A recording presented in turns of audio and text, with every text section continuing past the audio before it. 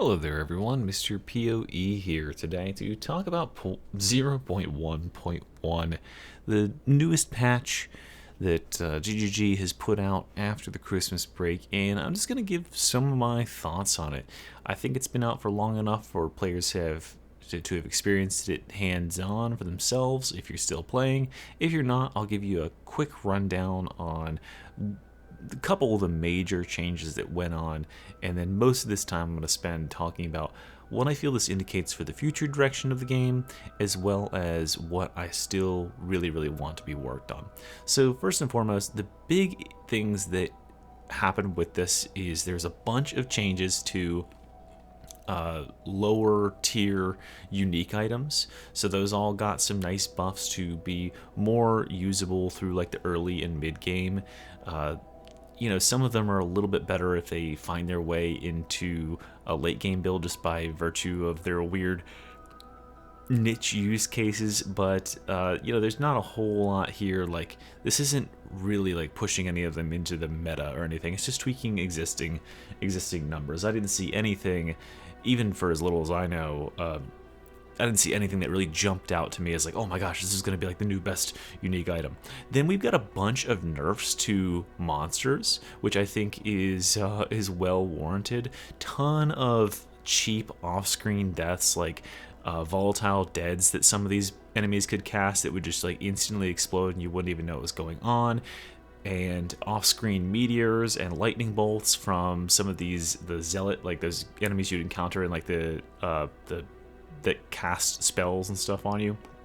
All that stuff has been really nerfed, and they also made huge changes to the way that elemental effects and like exploding plants and all that stuff is very visible now. Things like exploding corpses, they used to just like explode, right? Now they glow orange for like a second or two, so you can understand when they're gonna explode. I think it's very easy to avoid a lot of these ground effects now. So yeah, that's a very good change, because before, since you only have one attempt at maps, it feels really defeating to get absolutely clapped by something that you didn't see coming, especially if you're not like fully geared up, especially if you're playing a health build. You are a lot squishier than if you're playing a Mind Over Matter or Energy Shield, whatever the meta has become right now. So yeah, all this stuff is going to be good for those characters who are a little bit squishy and are just getting into maps.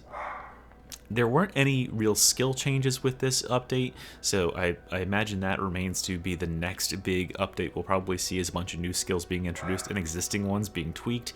I think melee is still weak, especially with the changes to armor. Armor, as many people know from Griparian's video, he sort of has become known as like the armor guy for exposing this. Not that it wasn't pretty much the same in PoE 1, but armor is very weak in comparison to Energy Shield right now, and health is weak in comparison to Energy Shield. You can just scale ES to crazy limits in this game, and the fact that armor is often tied to like, hammer wielding, like axe wielding, like barbarian classes, it's just unfortunate, because since they have now buffed armor by about 15%, that applies to enemies as well, and a lot of those characters are using physical attacks, so it really sucks that they keep getting hit with this nerf bat, and characters like mine, which is a Spark Archmage, are just waltzing around pretty much invincible. Even with my mediocre gear, I don't have anything in any of the maps that challenges me. I've been able to clear tier 1 of the end game bosses with 0 fails. Like, those sort of things are just perfectly fine. I can't even imagine trying it on melee. And then the really big thing is they made a bunch of buffs to maps. Maps are way more rewarding now. They added like, there's that one what is it, like Atlas passive tree thing that gives you like 40% more currency drop on these biome maps and 40% more gems drop on like these biome maps. That now exists, but all of these maps are getting buffs. So I think this is awesome, because before you would roll up a really nice waystone or map, and you would slot it into a map. I don't know what we're calling them. You just slot it into a spot on your atlas, and you'd go to play it, And you wouldn't know, because you're just a normal ass player, that this particular tile set is terrible and never really gives you anything good. And certain tile sets are completely juiced. And I think they've taken a look at this. They are not saying which maps are going to get the buffs to, magic rare monsters, all that stuff. It just says a number of maps now contain blanket blank. A number of maps now have 50% more chance to contain strong bosses. So certain maps will get very good at rolling strong boxes. Certain maps will get really good at containing shrines and rares and all that sorts of stuff. It's up to us to figure out which one those are and use our maps in the right ones accordingly. The other really big change, the last really big change, is that Citadels are now visible off screen. So if you look at my map here, let's just go back to my hideout. If you look at my atlas here, I can actually see this citadel right here. I mean, it's in front of me, but I also have a citadel that's down here, and so you can actually navigate to them off into the fog of war and scan around for them. That is really, really nice, because prior to this update, I had not been able to find more than one of these on my own, because with them outside of the fog of war like that, you had no idea where to go to find them. You literally blindly stumble into them. So now that you can search them out just a little bit, it makes it getting these towers even better. And speaking of towers now have 4 different variations. I still think towers are pointless. There's no reason as of yet that they've given yet to slot anything more than just like a tier 1 map in here and just run straight through it to the end point. You would be wasting a well-rolled Waystone, aka map, on this miniature map in order to get no rewards. I think that it should just be an interactable thing on the Atlas, personally. And then the final thing that they did, speaking of those citadels, is that the Arbiter of Ash, which is what you're getting the citadel completions for, is to get pieces so you can access the Arbiter of Ash. The Arbiter of Ash is now a 6-attempt boss. You cannot leave the map once you've gone in, so you're locked in with the gear that you come in with, but you get 6 attempts on his tier 1 form. Once you beat him once, you upgrade him to the 2nd tier by allotting your Atlas points, and then he only has 4 attempts that time, and some would have to assume it reduces further and further. Unfortunately, I'm only on tier 2, but I'm like a hardcore casual, and I think I represent a good portion of the player base who's probably only encountered most of the bosses of the tier 1, and this is the first big thing I want to talk about in sort of my assessment of this is the cost of accessing these bosses is just astronomical.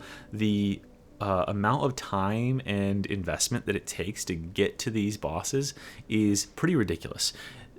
Prior to the change, I think they were all about on par.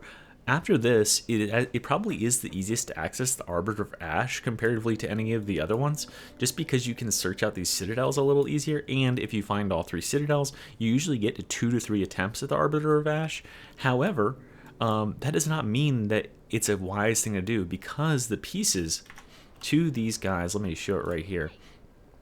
Let's go to currency exchange. I want some fragments. Let's say if I want this Faded Crisis fragment and I want to buy it in Exalted Orbs, it's worth 180 Exalted Orbs, and the other fragments aren't much better, right? So yeah, by simply wanting to, if I want to play and actually encounter this boss one time, it's going to cost me 180 plus 145 plus 135 Exalted Orbs. That's somewhere in the ballpark of like 4 Div or 4 Divine, to play against this boss once. And yeah, you have 6 attempts, so you'll probably beat it. But, for most players, especially as the attempts lower and lower, the rewards for beating him aren't really all that good. And think about like that compared to like an Audience with the King here. What's the Audience of the King at?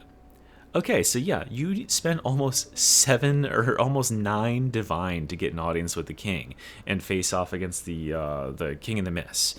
Like, that is ridiculous. It's bloated this high because these aren't accessible. You can only really get these from getting the fragments together, or randomly getting it at a nameless shrine if you happen to have ritual in your map.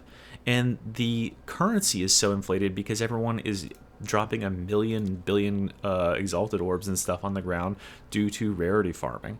And it just makes it really, really hard for players like myself to justify ever facing off against these bosses. If I wanted to face a simulacrum, that seems reasonable. I would pay one divine to fight a simulacrum, but I will never ever do audience with the king at this price, because this is 9 divine. Can you imagine what quality of item I could buy for 9 divine? Like, that is an insanely good item. That would be a huge upgrade to my build, much better than anything I could get, you know, likely drop from audience with the king.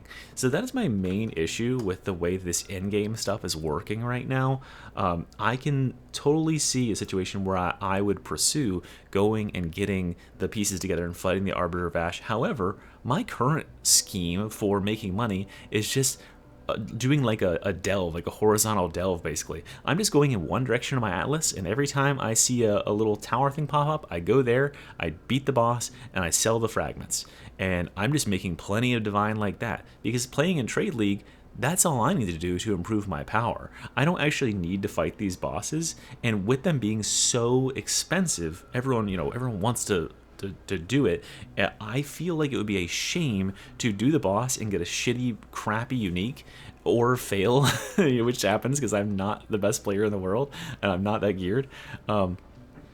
And waste that attempt, right? I couldn't even imagine how frustrated I'd be if I attempted King of the Mists and lost the attempt. And by the way, only Arbiter of Ash right now has the 6 extra attempts. All the other ones, they say they're going to be adding in, but they were not able to add it in this update. They say it way, way, way down at the bottom that they're going to be adding in these multiple respawns to other Pinnacle contents. So that'll be nice, but they're not in there right now. So if you have some of these and you really, really, really want to be sure that you pass them, I would wait until they do make that next update. And they are also going to be adding Waystone and Stash Tabs. But I think that's my major issue with the game right now. However, they have said that they are aware of, like, you know, this being an issue, well, in a roundabout sort of way. Everyone understands that the main problem with the game, or most people understand, the main problem with the game right now is that the economy is completely borked. That everything costs way, way, way too much for a character who is not currency farming with a bunch of rarity gear to be able to afford it. And so therefore, everyone is forced into these builds that can, stack a bunch of rarity find and drop, like, 10 exalt per map at least. And that's where I'm at, so that I can actually manage to afford things.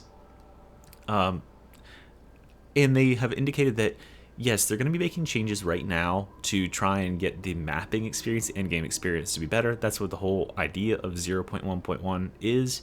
But if you watch the video here, this Path of Exile 1.1 patch preview, Jonathan Rogers, the game director for Path of Exile 2, says that they are going to be doing a league reset, an economy reset, when they have a new league ready in the future. I mean, obviously we knew that already, but he mentions it twice in the video, which really lets me know that they have already thought about this as an idea, that they realize that they have a big situation, or a problem with the way the economy is right now, and it's locking players out of the game. I would love to see it, and in fact, this is where I want to commend GGG. I think that they have their priorities right in order for right now. Getting that end game figured out, making it enjoyable, making it fun, making it rewarding, to stop players burning out when they hit the end game and realize there's really nothing to do. Bringing down the accessibility, or making it more accessible to get to some of this end game content is a really great idea. And then we can work on fixing the economy and making it so that all players of all stripes can participate in a meaningful way. That is sort of the goals as I see them for them, and they are definitely aware of it. And this is a huge patch to have only been back for like a week or two. This is very, very nice that we get all of this from them in such a short amount of time. It shows me that they really, really have their nose to the grindstone, and I think we're going to see great things coming for POE 2 in the immediate future. Anyway, guys, let me know down in the comments if you agree with this analysis of the patch, if you're enjoying the new patch, if it's brought you back to the game, or if you're waiting for a future bigger update, maybe that economy reset before you hop back in. And as always, like and subscribe if you like Path of Exile 2 content. Alright, Mr. E out.